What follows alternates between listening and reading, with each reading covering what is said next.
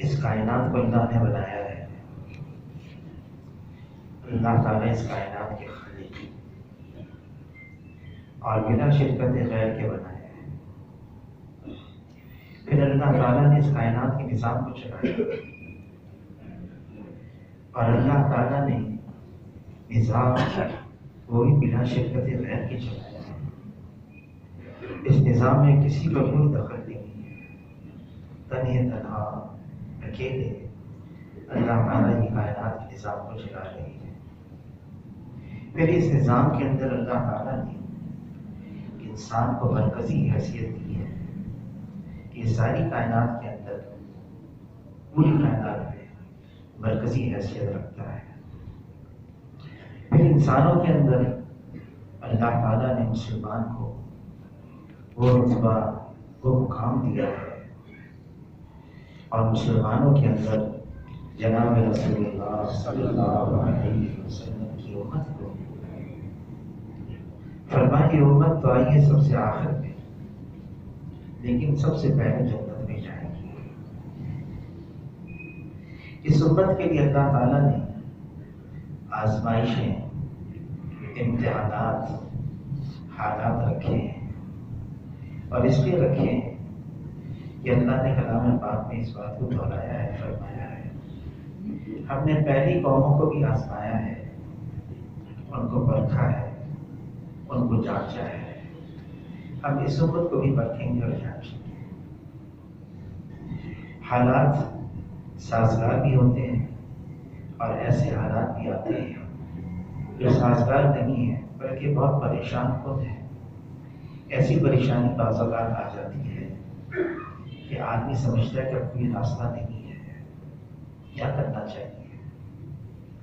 حضور صلی اللہ علیہ وسلم جب ابو بکر رضی اللہ تعالیٰ عنہ کے ساتھ ہجرت فرما رہی تھی دشمنوں سے چھپ چھپا کے پہاڑی کے غار کے اندر پناہ لی آل سور میں حضور صلی اللہ علیہ وسلم نے ابو بکر رضی اللہ تعالیٰ پیچھا کرتے کرتے دشمن آ گئے. اب غار کے دروازے کے سامنے کھڑے ہوئے ہیں. وہ غار اگر کسی نے دیکھا ہے تو اس میں داخل ہونے کے لیے سیدھا نہیں بلکہ لیٹ کے جانا ہوتا ہے. تو ابو بکر رضی اللہ تعالیٰ بہت پریشان ہو گئے. اب کیا کریں؟ دشمن بھی آ گئے جن سے چھپ کر ہم نکلے ہیں اور غار کے اندر ہم بند ہیں. دروازے پر کھڑے ہیں دشمن. کوئی راستہ نظر نہیں آ رہا. حضور صلی اللہ علیہ وسلم نے ابو بکر رضی اللہ تعالیٰ عنہ سے بات فرمائی اور وہ بات اللہ نے کلام پاک میں نقل کی ہے. فرمایا لا تحزن گھبراؤ مت خوف مت کرو. فرمایا ان اللہ معنا اللہ ہمارے ساتھ ہے. یہ کائنات کا نظام اللہ چلا رہے ہیں. ہر چیز اللہ کے قبضے میں ہے. کوئی چیز ایسی نہیں اس کائنات میں جو اللہ کے قبضے سے باہر ہو. ہر چیز اللہ کے قبضے میں. جتنی مخلوقات اللہ نے بنائی ہیں اس کائنات میں ان تمام مخلوقات پر اللہ کا کلی اختیار اور کامل تصرف ہے. ذرہ ذرہ اس کائنات میں یہ اللہ کے حکم میں جکڑا ہوا ہے. یہاں تک کہ ایک پتا بھی اس دنیا میں اللہ کے حکم سے بغیر ہل نہیں سکتا. فیصلہ اللہ کا ہے غلبہ اللہ کا ہے اور حکم اللہ کا ہے.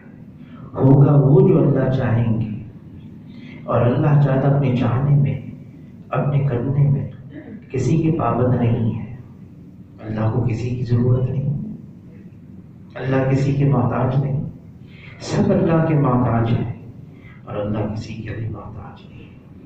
اللہ کی قوت اللہ کی طاقت اللہ کی قدرت اتنی زبردست ہے کہ کوئی بھی اللہ کو عاجز کر نہیں سکتا نہ زمین پر نہ آسمان پر.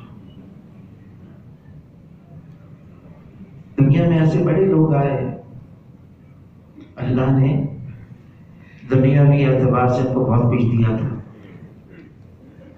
اب وہ اترانے لگے. فرعون کہنے لگا یہ ملک مصر تو میرا ہے، یہ نہریں جو بہہ رہی ہیں میری ہیں. ایسا دھوکے میں اس دنیا نے اس کو ڈال دیا، یہاں تک کہ اس نے یوں کہا انا ربکم الاعلی، میں سب سے بڑا رب ہوں.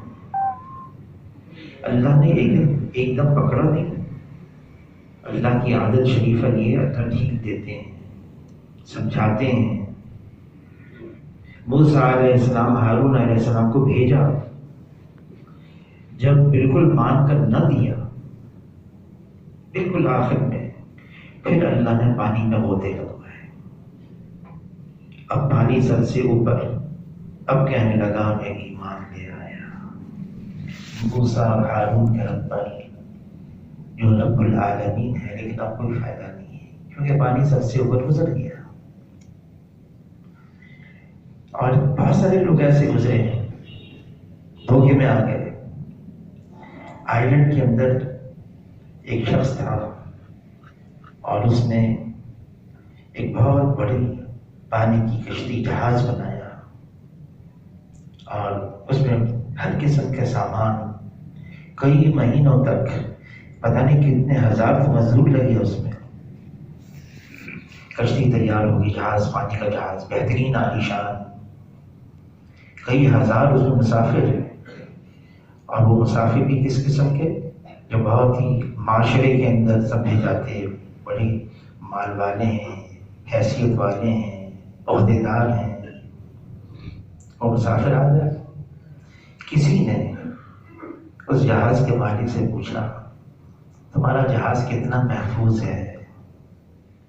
تو معاذ اللہ کہنے لگا اب تو خدا بھی اس کو ڈبو نہیں سکتا. اب وہ جہاز پانی کے اندر، سمندر کے اندر سفر شروع کیا، بحر اوقیانوس میں. اب وہ بیچ میں آ گیا، بیچ سمندر میں جہاز چل رہا ہے، اور اللہ نے ایک برف کا تودہ بھیجا. وہ ٹکرایا اس جہاز، اس پانی کے جہاز سے. اب وہ جہاز ڈوبنے لگا. تو اس وہی مالک کے جہاز کا، وہ اللہ کے جو ناخدا ہے، جو کپتان ہے جہاز کا، پانی کا، اس کے پاس آیا. کہنے لگا کوئی ایسی صورت بتاؤ کہ جہاز ڈوبنے سے بچ جائے.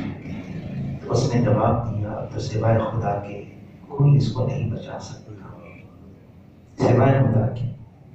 اور وہ جہاز ایسا ڈوبا، اس کے پہلے 2 ٹکڑے ہوئے، پھر وہ پانی کے اندر گیا. یہ نظام اللہ چلا رہے.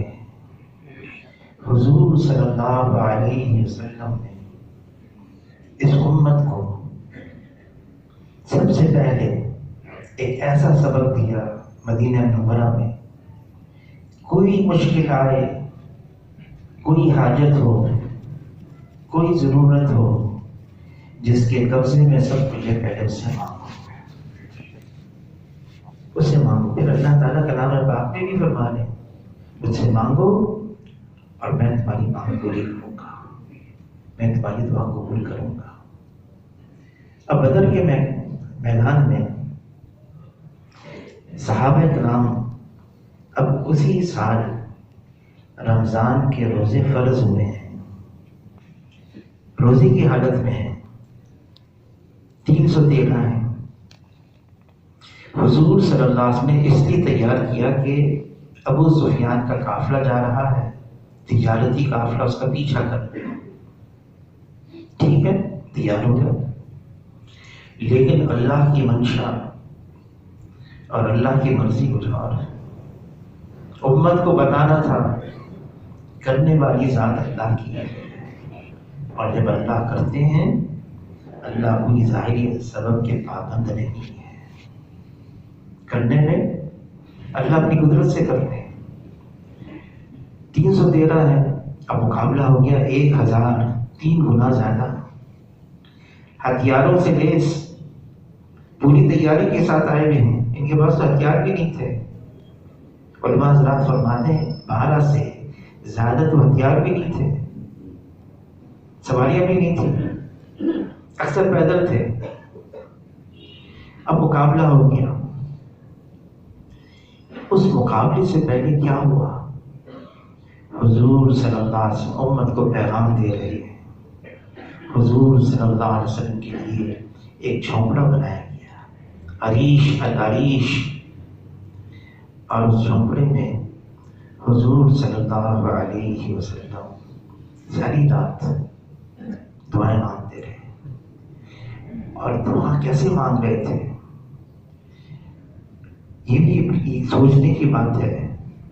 حضور صلی اللہ علیہ وسلم جس کیفیت کے ساتھ مانگ رہے تھے، ابو بکر رضی اللہ تعالیٰ عنہ فرماتے ہیں حضور صلی اللہ علیہ وسلم مانگتے ہاتھ جب اوپر اٹھاتے،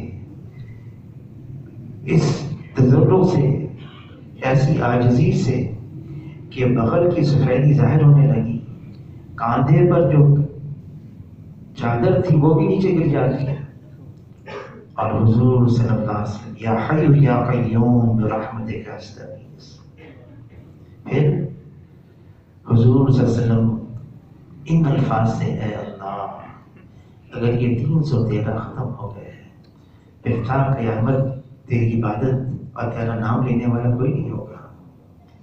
علماء حضرات فرماتے ہیں اس جملے سے پتہ چلتا ہے حضور صلی اللہ علیہ وسلم کے ذہن میں کتنا بوجھ تھا۔ مانگا، کیسے مانگا؟ حجاج بن یوسف مکی کا گورنر تھا، بہت ظالم تھا۔ تو وہ حرم کے اندر آیا تو دیکھا ایک آدمی بیٹھا ہوا ہے، نابینا ہے۔ اس نے کہا تم مانگنے کے لیے یہاں بیٹھے ہو؟ مانگتے بھی یہاں پر؟ نہیں، میں مانگنے والا نہیں ہوں، ہاں مانگ رہا ہوں، میں اللہ سے مانگ رہا ہوں۔ کیا مانگ رہے ہو اللہ سے؟ اے اللہ میری بینائی مجھے مل جائے۔ کتنا عرصہ ہو گیا؟ اس نے بتایا اتنے سال ہو گئے۔ اس نے کہا اچھا سنو، میں حجاج ہوں، حجاج بن یوسف۔ تو ڈر گیا، نام سنا تھا، پتا تھا بہت ظالم ہے، قتل کرنے میں ماہر ہے، ذرا بھی بات پر۔ حجاج بن یوسف نے کہا کہ میں حجاج ہوں، اگر کل تک تمہاری بینائی نہیں ملی تمہیں قتل کر دوں گا۔ اگلے دن حجاج بن یوسف آیا، آدمی غائب، کہاں گیا ہے، کدھر ہے؟ کہ وہ ہے۔ اس کے پاس پہنچا، کیا ہوا؟ کہ پہلے تو بینائی کا مسئلہ تھا، پھر تو جان کا مسئلہ ہو گیا۔ میں تو اپنی جان کے لیے اللہ سے مانگ رہا تھا، اللہ نے بینائی دے دی۔ اللہ سے مانگنا ہے۔ حاجی صاحب فرمانے لگے، حاجی عبدالوہاب صاحب، تفقد کرتے ہو، سال کا چلہ لگا کہ نہیں لگا؟ ہر مہینے 3 دن دیتے ہو کہ نہیں دیتے؟ روزانہ آپ 2.5 گھنٹے دیتے ہو؟ یہ پوچھ تو تم، یہ پوچھا کرو۔ اس سطح پر پہنچ گئے، کوئی مشکل، کوئی پریشانی، کوئی دقت، تم اللہ کے سامنے ہاتھ پھیلاتے ہو اور اللہ پورا کر دیتے ہیں۔ یہاں تک پہنچ گئے کہ نہیں پہنچ گئے؟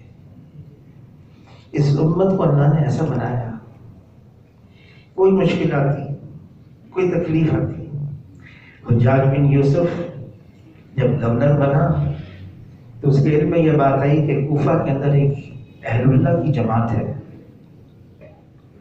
اللہ والوں کی جماعت ہے، اور اگر وہ کسی کے لیے بد دعا کرتے تو قبول ہو جاتی ہے، خاص طور سے اگر حکمران ظالم ہو، خراب ہو، بد دیانتدار ہو۔ تو حجاج بن یوسف نے سفر کیا مدینے سے کوفہ کا، اور ان اہل اللہ کی ضیافت کی۔ ضیافت کرنے کے بعد کہنے لگا میں ان کی بد دعا سے بچ گیا، میں نے ان کو حرام کھلا دیا۔ دعا کی قبولیت کے لیے بھی یہ بہت اہم ہے، اکل الحلال، پاکیزہ، صاف ستھرا غذا پیٹ میں جائے۔ ابو بکر رضی اللہ تعالیٰ عنہ ان کا غلام تھا، اس کے ذمہ کام تھا، وہ کماتا تھا، اس میں سے کچھ کھانا لے کر آ جاتا تھا۔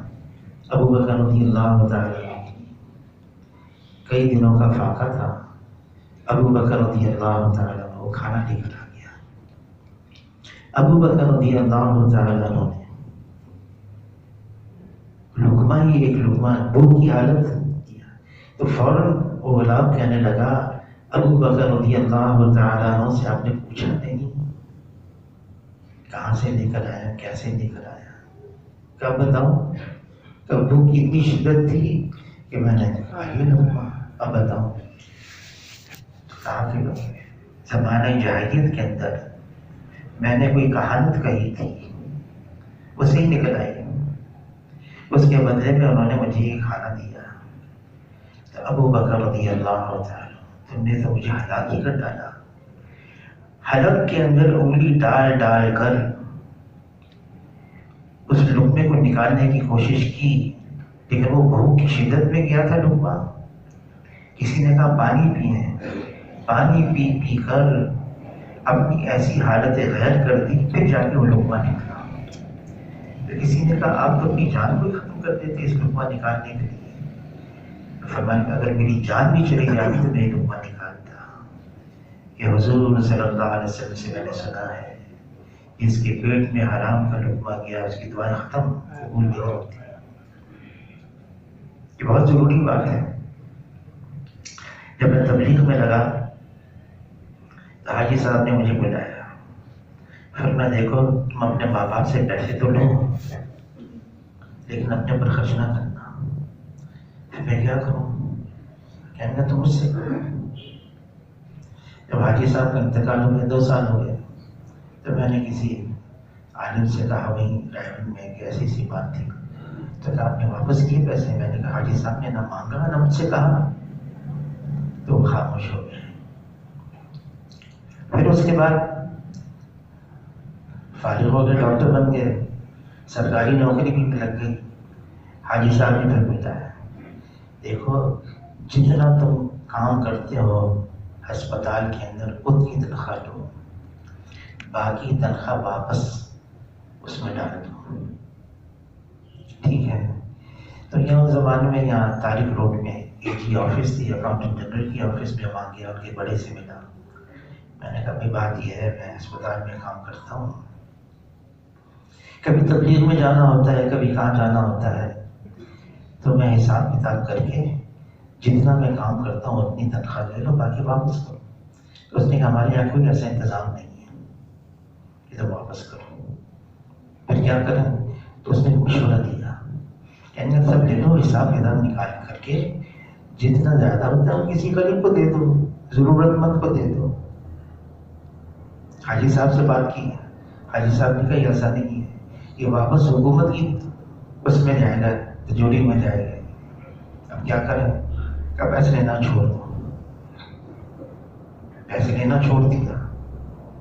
اب اس میں کافی زمانہ گزر گیا، خط آ گیا کہ تم کو نوکری سے فارغ کر رہے ہیں۔ ارے کیوں؟ کہ تم نے تنخواہ نہیں کی۔ واپس ان کے پاس پہنچا طارق روڈ پہ، اس نے کہا یہ تو بڑا جرم ہے تنخواہ نہیں لینا۔ تو ان کو سارا قصہ سنایا۔ تو انہوں نے کہا کہ میں تو پہلے ہی کہا تھا کسی ضرورت مند کو دے دو، لینا تو تم کو پڑے گا۔ اب حاجی صاحب سے بھی بات کی، حاجی صاحب نے کہا دیکھو یہ بہت ضروری ہے، اتنا ضروری ہے، اگر دین پر چلنا ہے، اگر حضور صلی اللہ علیہ وسلم کے لائے دین پر چلنا ہے تو اپنا مال حلال کرنا پڑے گا، بہت ضروری ہے۔ اتنا اہم کام ہے، اتنی اہم مسئلہ ہے، یہ امت یہ دعا والی ہے، لیکن اگر وہ اور چیزیں مل گئیں، بہت ساری چیزوں سے منع کیا ہے۔ حضرت عائشہ رضی اللہ تعالیٰ عنہ فرماتی ہیں حضور صلی اللہ علیہ وسلم گھر تشریف لائے، میں نے چہرے انور پر ایک خاص اثر دیکھ کر محسوس کیا کوئی اہم بات پیش آئی ہے۔ حضور صلی اللہ علیہ وسلم نے کسی سے کوئی بات چیت نہیں فرمائی، وضو فرما کر پھر مسجد میں گئے۔ میں مسجد کی دیوار سے اپنے حجرے سے کان لگا کر سننے کے لیے کیا فرما رہے ہیں، کھڑی ہو گئی۔ حضور صلی اللہ علیہ وسلم پر تشریف فرما ہوئے اور فرمائے لوگوں امر بالمعروف اور نہیں عن المنکر کرتے رہو، نیکی کا حکم اور برائیوں سے منع کرتے رہو۔ مبادا وہ وقت آ جائے تب دعا مانگو اور قبول نہ ہو، تم سوال کرو اور سوال پورا نہ کیا جائے، تم دشمن کے خلاف مدد چاہو اور تمہاری مدد نہ کی جائے۔ اور یہ کلمات حضور نے فرمائے اور پھر ممبر سے نیچے تشریف لے آئے۔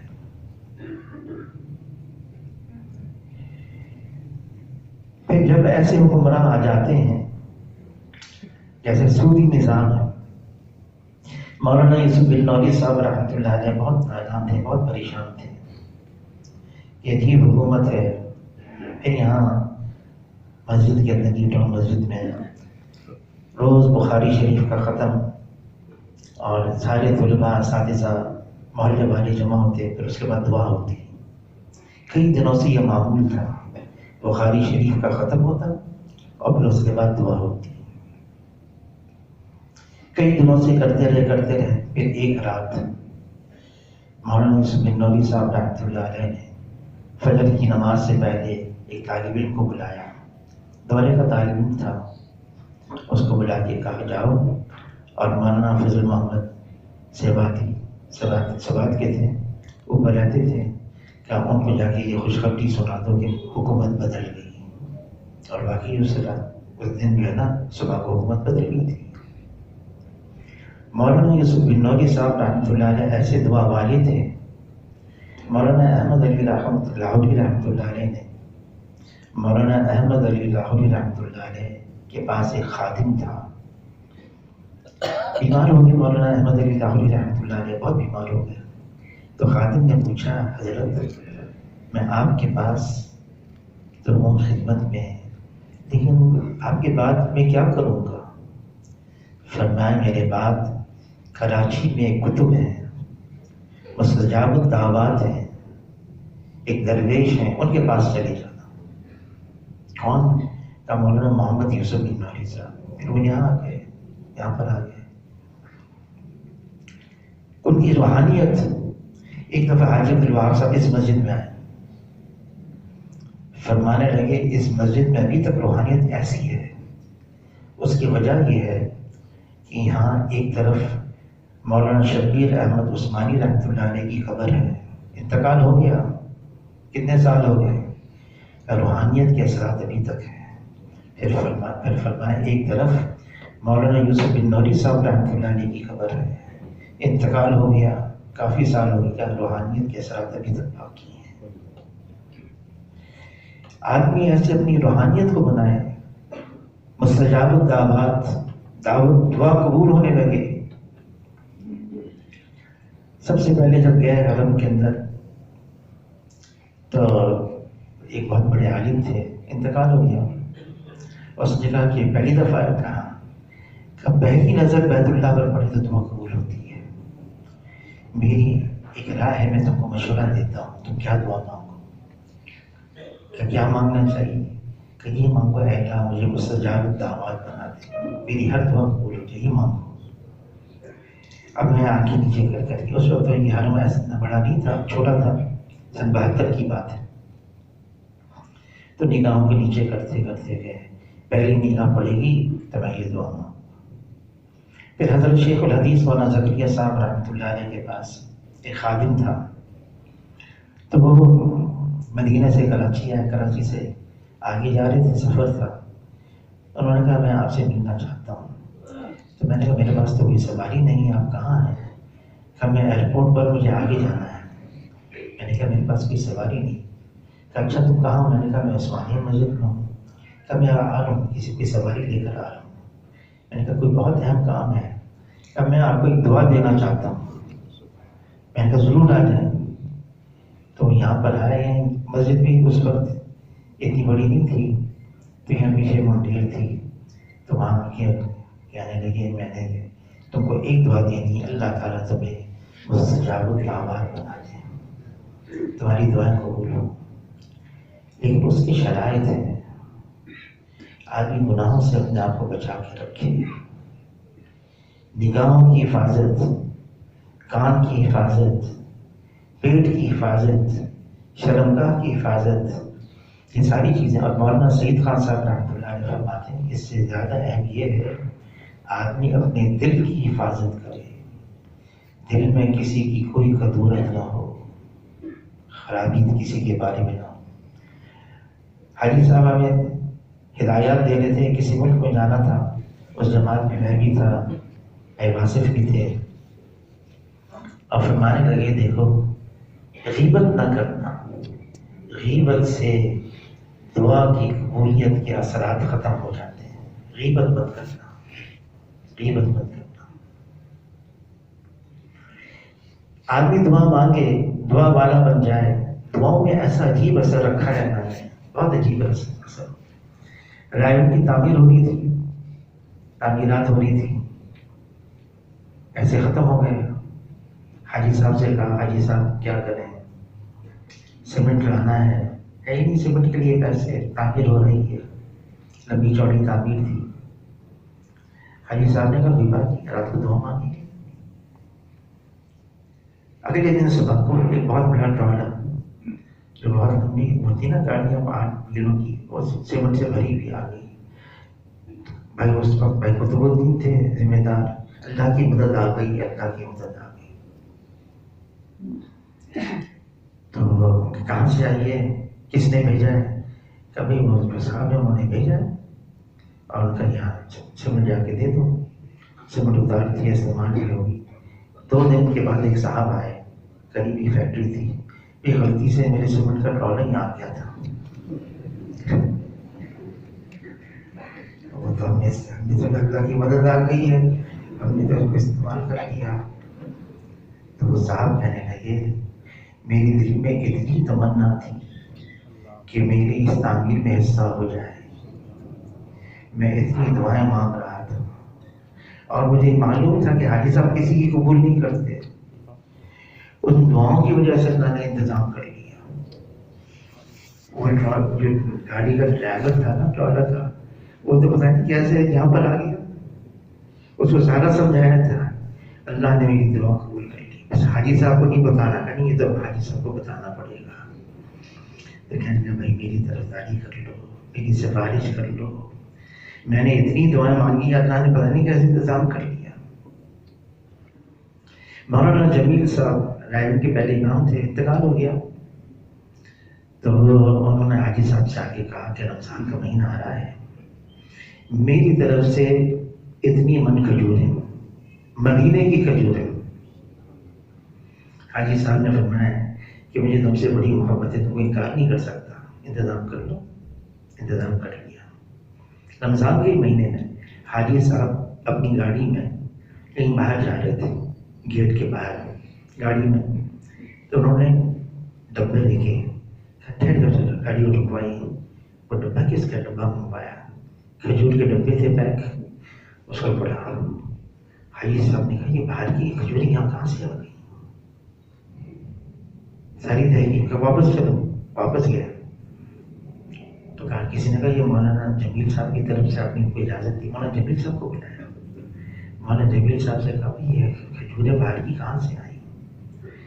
کہا کہ وہ والوں کا فون آیا تھا مجھے کہ یہ کھجوریں میری طرف سے آپ قبول کر لیں. اگر میں حاجی صاحب سے کہوں گا حاجی صاحب تو قبول نہیں کریں گے، تم بھی اپنی طرف سے کہہ دو. حاجی صاحب نے فرمایا مولانا جمیل صاحب کو کہ دیکھو اس نے مجھے فون کیا تھا کہ ایسا میں پورا کنٹینر کھجوروں کا بھیج رہا،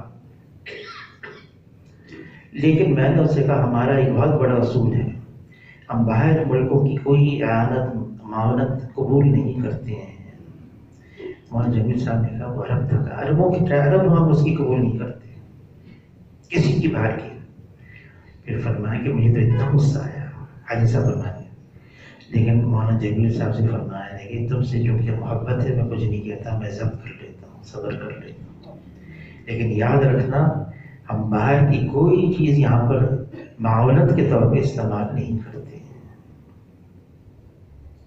اللہ کی طرف متوجہ رہنا، کوئی ضرورت ہو، کوئی حاجت ہو.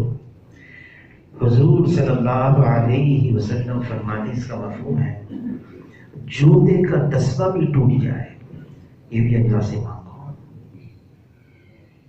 گھر میں نمک کی ڈلی نہیں، یہ بھی اللہ سے مانگو اور اللہ ضرور پوری کریں گے۔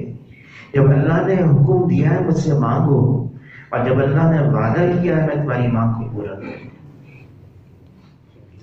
لیکن کیا مانگنا چاہیے؟ اب صحابہ کرام کو دیکھیں انہوں نے کیا مانگا۔ نعمان ابن مقرب رضی اللہ تعالیٰ سپہ سالار ہیں، اپنی فوج کو لے کے گئے ہوئے ہیں، مقابلہ ہے، تو اپنی فوج سے کہنے لگے دیکھو میں 3 تکبیرات کہوں گا، پہلی تکبیر پر وضو کر لینا، دوسری تکبیر پر ہتھیار باندھ لینا، اور تیسری تکبیر جب کہوں گا حملہ کر لینا۔ پہلی تکبیر ہو گئی، دوسری تکبیر ہو گئی، اب دشمن کی طرف سے مقابلہ شروع ہو گیا، تیر نیزے، یہاں سے مطالبہ ہوا کہ آپ تیسری تکبیر کہیں۔ فرمائیں گے ٹھہر جاؤ، میں اس گھڑی کو پہچانتا ہوں جس گھڑی اللہ کے رحمت اترتی اور دعا قبول ہو جاتی ہے۔ عجیب صحابہ تھے، پہچانتے تھے۔ فاطمہ رضی اللہ تعالیٰ عنہ اپنی باندی سے کہنے لگی دیکھو جمعے کا دن ہے، جب جمعے کا بالکل آخری لمحات رہ جانے، مغرب سے پہلے مجھے یاد دلا دینا کہ وہ دعا کی قبولیت کی گھڑی ہے، میں دعا مانگوں گی۔ دعا کی قبولیت کی بھی اوقات بتائیں، حالانکہ دعا تو ہر وقت قبول ہوتی ہے، جب ڈرنا چاہیں دعا قبول کر لیں۔ دعا کی گھڑی ہوتی ہے، بعد ایسی گھڑی ہوتی ہے جو واقعی اللہ جو مانگو اللہ قبول کر لیتے ہیں۔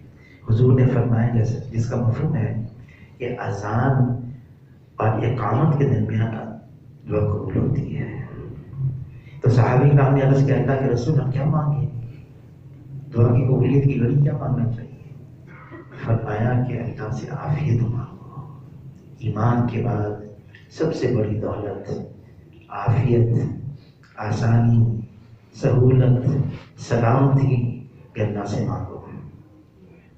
اب نعمان ابن مقرب رضی اللہ تعالیٰ عنہ اب وہ ٹھہر جاؤ اس گھڑی کو میں پہچانتا ہوں۔ پھر اس تکبیر کہنے سے پہلے کہا اب میں تیسری تکبیر کہہ رہا ہوں لیکن میں بھی دعا مانگنے والا ہوں، اور میں سب پر قسم ڈالتا ہوں میری دعا پر آمین کہنا۔ دعا کیا مانگی؟ اے اللہ مسلمانوں کو غلبہ دے نعمان کی شہادت کے ساتھ۔ وہ یہی مانگنے والے تھے۔ 2 صحابی ہیں، سعد بن ابی وقاص رضی اللہ تعالیٰ اور بڑے صحابی، اور عبداللہ بن جہش رضی اللہ تعالیٰ، دونوں بہت سے پہلے کل اور کا مارکا ہے، چلو ہم دعا مانگتے ہیں، میں مانگوں گا تم آمین کہنا، تم مانگنا میں آمین کہوں گا۔ کون پہلے مانگے؟ سعد بن ابی وقاص، تم پہلے مانگو، دعا مانگو۔ اے اللہ کل کو ایک ایسے بہادر سے مقابلہ ہو وہ مجھ پہ وار کرے، میں اس پر وار کروں، پھر میں اس کو تیرے راستے میں قتل کروں، پھر اس کے مال کو غنیمت بناؤں۔ دوسرے نے آمین کہہ دی۔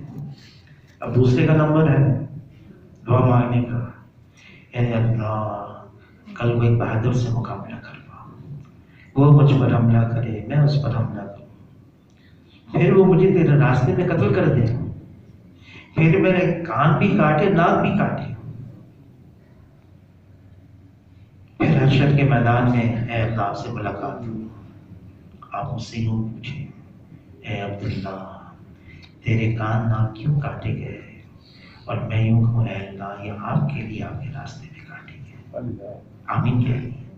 جیسی دعا مانگی تھی ویسی قبول ہوئی۔ ان کی مانگ ہی کچھ اور تھی۔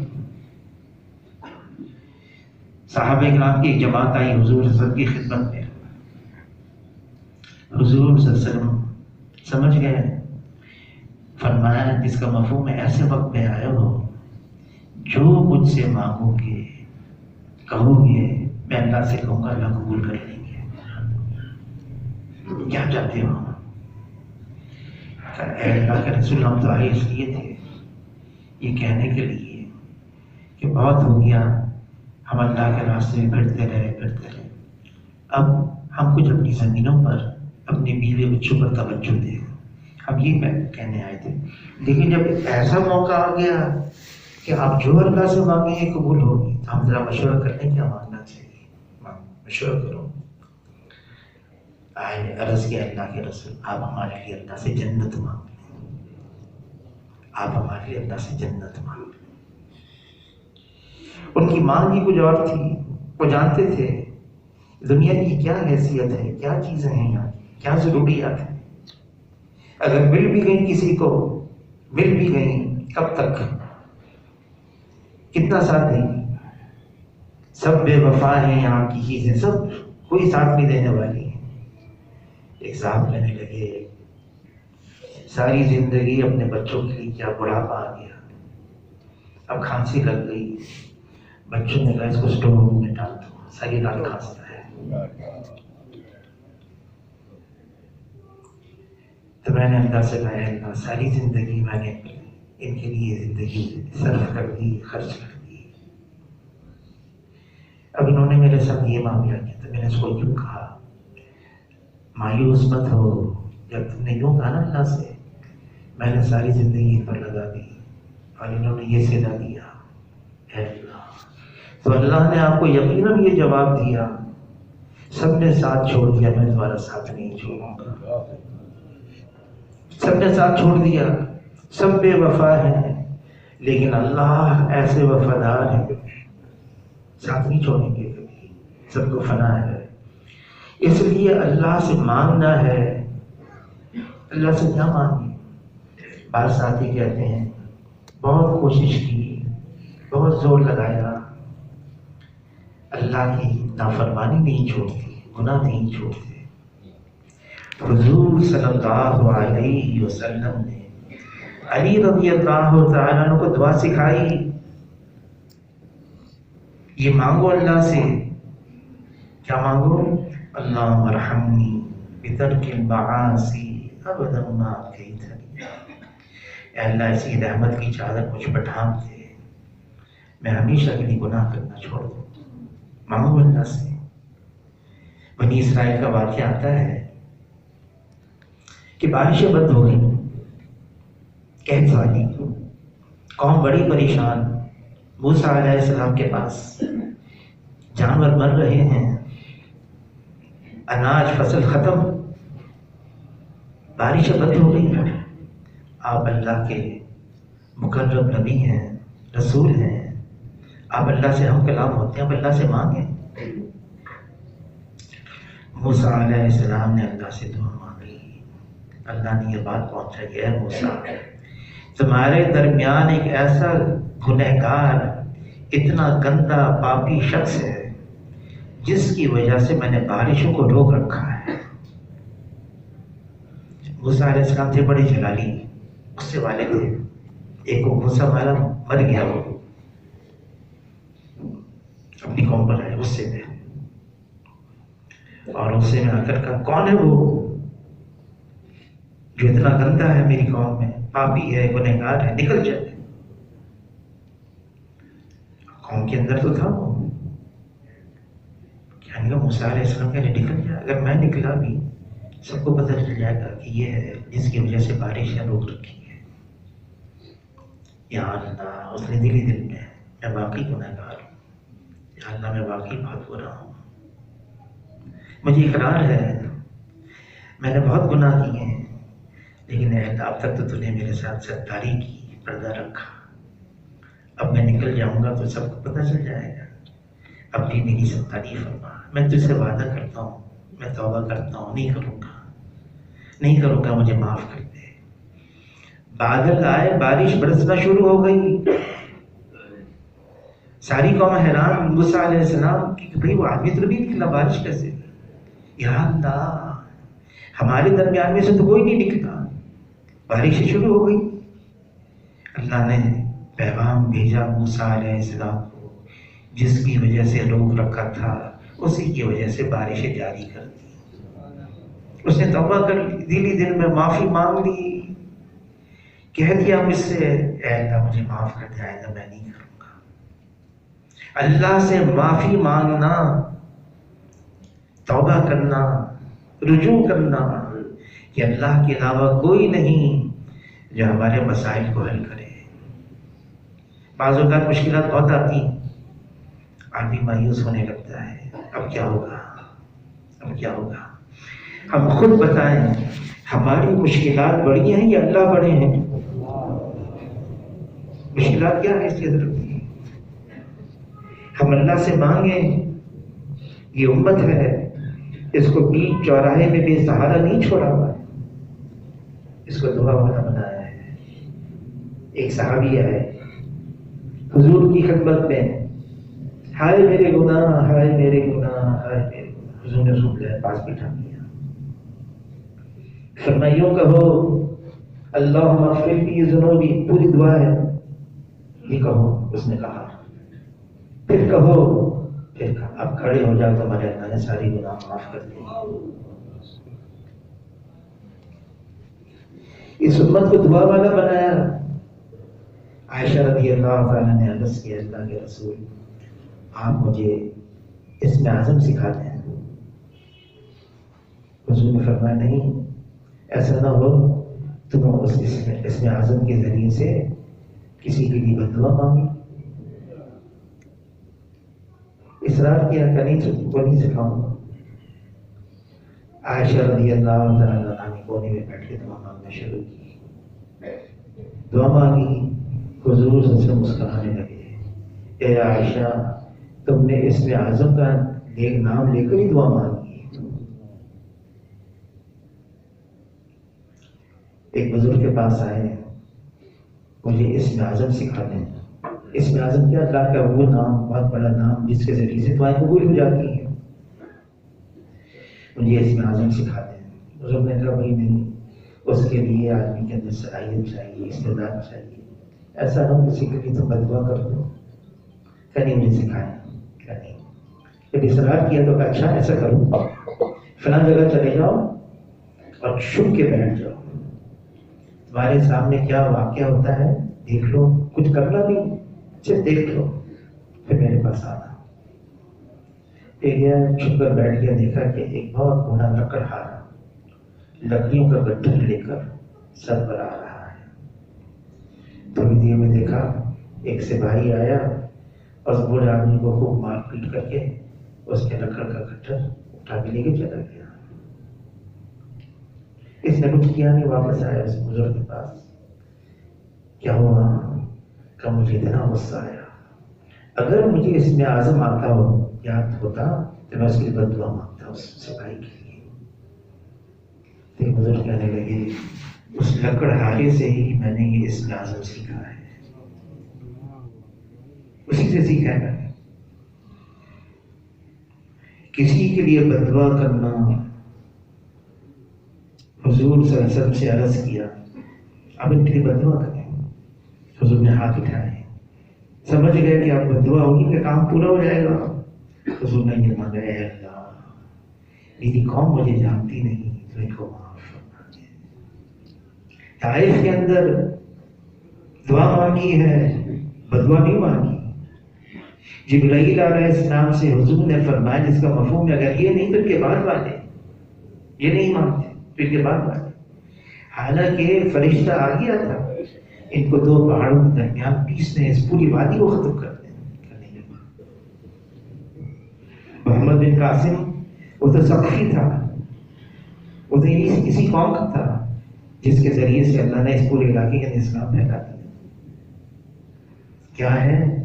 کسی کو بد دعا نہیں دینی ہے۔ ہاں حضور صلی اللہ علیہ وسلم نے ایک بد دعا دی ہے عتبہ کو، اس نے بہت ہی حضور کے سامنے بدتمیزی کی اور حضور صلی اللہ علیہ وسلم کی صاحبزادی کو طلاق دے دی، تو حضور نے فرمایا اللہ تعالیٰ اپنے کتوں میں سے کتا تم پر مسلط کر دے۔ ابو لہب لے کے گیا ان کو سفر میں اور حضور کی بد دعا یاد آ گئی، اس کو بیچ میں رکھا، باقی قافلے والے کنارے پر، سامان کنارے پر، اور رات کو ایک شیر آیا پھلات کر اور اس کی گردن دبا کر چلا گیا. لیکن حضور صلی اللہ علیہ وسلم نے یہ امت کو بتایا ہے خیر خواہی، دوسروں کے ساتھ بھلائی، ہمدردی. اور کیا ہمدردی کرنی ہے؟ اے اللہ یہ بھی آدم علیہ السلام کی اولاد میں سے ہیں، ان پر بھی ایسا رحم فرما، ان کو ایسی ہدایت عطا فرما، ایمان کی دولت سے نواز دے کہ یہ بھی ہمارے ساتھ جنت میں جانے لگا. سب کے ساتھ بھلائی اور خیر خواہی. تو یہ امت دعا والی ہے، اس کو دعا والا بتایا ہے. اور ایسی دعائیں بتائی ہیں، بعض دعائیں ایسی ہیں. بہت پہلے کی بات ہے، ڈائمنڈ کا مرکز بہت چھوٹا تھا، بجلی نہیں تھی، پنکھے نہیں تھے. تو رات کو میں حاجی صاحب کی ٹانگ، میڈیکل کالج میں پڑھتا تھا، میں ٹانگ دبا رہا تھا. دوسری ٹانگ جو ہے طالب علم تھے، اب تو خطیب ہے، وہ دوسری ٹانگ دبا رہے تھے. تو حاجی صاحب مجھ سے کہنے لگے تمہیں کیسا نسخہ بتاؤں؟ ایسا میں بتاؤں، مولانا احسان صاحب جس مقام پر ہے تم بھی اس مقام پر پہنچ جاؤ. اب میں بھی سن رہا تھا. حاجی صاحب نے فرمایا تم موقع موقع کی صبح شام کی مسنون دعائیں پڑھ لیا کرو، اس مقام پر پہنچ جاؤ گے جس مقام پر مولانا احسان صاحب اللہ نے پہنچایا ہے. جو مسنون دعائیں نا، موقع موقع کی دعائیں کوئی معمولی چیز نہیں ہے، ایک بہت بڑی بات ہے. پھر ابو دردہ کی دعا ہے، حضرت انس کی دعا ہے. مفتی تقی عثمانی صاحب پر فائرنگ ہوگی، بچ گئے. اور پورا ان کی گاڑی جس گاڑی میں تھے نا، ان کے خاندان والے بھی تھے، گاڑی پوری چھنی ہو گئی. فرمانے لگے میں صبح کو دعائے انس پڑھ کر نکلا تھا، دعائے انس پڑھ کے نکلا تھا.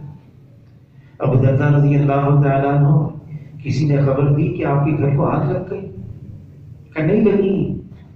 پھر خبر دی آگ لگ گئی، کا نہیں لگی. پھر خبر دی آگ لگی، کا نہیں لگی. پھر کوئی آیا کہ آگ تو لگی تھی، بالکل ساتھ آ گئی آپ کے گھر کے، لیکن کچھ نہیں. لیکن کیا عجیب بات ہے، آپ نے کیسے کیا کہ نہیں لگی؟ کہ میں نے حضور سے سب سے سنا ہے کہ یہ دعا پڑھ لے وہ تمام آفات سے محفوظ ہو جاتا. میں نے وہ دعا پڑھ لی تھی. ہمیں تو ایسا بنایا ہوا ہے. بس کیا ہے، حاجی صاحب فرمانے لگے کہ آج ہمارے درمیان ایسا دعا والا نہیں رہا. لیکن مولانا یوسف صاحب رحمۃ اللہ علیہ نے ایک مثال دی. ایک بزرگ تھے، انتقال کا وقت قریب تھا. ان کی عادت تھی لوگوں سے پیسے لیتے، ضرورت مندوں کو دیتے. جن سے پیسے لیے تھے وہ سارے جمع ہو گئے. اب کیا ہوگا، یہ تو بستر مرگ پر ہے. انتظار میں اتنے میں ایک بچے کی آواز آئی اور وہ حلوہ بیچ رہا تھا. فرمایا اس کو بلاؤ، اس کو بلاؤ. وہ ہے نا جو انتظار میں ہمیں پیسے ملیں گے، کب ملیں گے، جا رہے ہیں یہ. اور یہ حلوے والے کو بلا کے، اب بچہ ہے، وہ بچے کو بلایا گیا. اس نے کہا کیا ہے کہ حلوہ کا سب میں تقسیم کر، سب میں تقسیم کر دیا. اس نے کہا پیسے، تم بھی ان کے ساتھ بیٹھ جاؤ. وہ تو کہنا میرے، اس سے کہنے لگا بچہ میری تو ماں مجھے مارے گی، وہ تو پہلا کام پوچھے گی پیسے، مجھے تو پیسے چاہیے. ایسا بلبلا کر رونے لگا، ایسا رونے لگا. اتنے میں ایک صاحب خوان لے کر آئے، کپڑا اٹھایا، اس میں پیسے دے کر سب میں تقسیم کر دو، سب سے پہلے بچے کو دو. تو مفتی تقی عثمانی صاحب فرمانے لگے اس کا مطلب یہ ہے کہ ضروری نہیں ہے کہ وہ کوئی اہل اللہ میں سے ہو، ضروری نہیں ہے بہت بڑا بزرگ ہو، بڑی عمر کا ہو، بس اللہ کے سامنے رونے والا ہو، اللہ کے سامنے اخلاص سے دل سے رونے والا ہو. اللہ تعالیٰ اس کی بھی سن لیں گے، اس کے ذریعے سے اوروں کا بھی کام بنا دیں گے. تو حاجی صاحب فرمانے کے اس وقت ہمارے درمیان ایسا کوئی ہے نہیں رونے والا. کوئی رو کر تو اللہ سے مانگ لے، اور امت کیا کہ جتنے مسائل ہیں ان کو حل کروا دے. اور ہوں گے کوئی یقیناً ہمارے درمیان میں کیونکہ حضور صلی اللہ علیہ وسلم نے خبر دی میری امت میں ہر وقت 500 برگزیدہ بنتے ہوتے ہر وقت، اگر ان میں سے کوئی انتقال کر جاتا ہے فوراً دوسرا اس کی جگہ لے لیتا ہے یقیناً، بس یہ ہے کہ ہم وہ شرائط بھی پوری کر لیں۔ لیکن اللہ تو سب کی سنتا ہے، وہ تو کافر کی بھی سنتا ہے، ابلیس کی سن لی، ابلیس نے کہا مجھے تا قیامت کی مہلت دی جائے، اللہ نے دعا قبول کر لی اس کی، اس کو زندگی دے دی تا قیامت، وہ تو ہر ایک کی سنتا ہے۔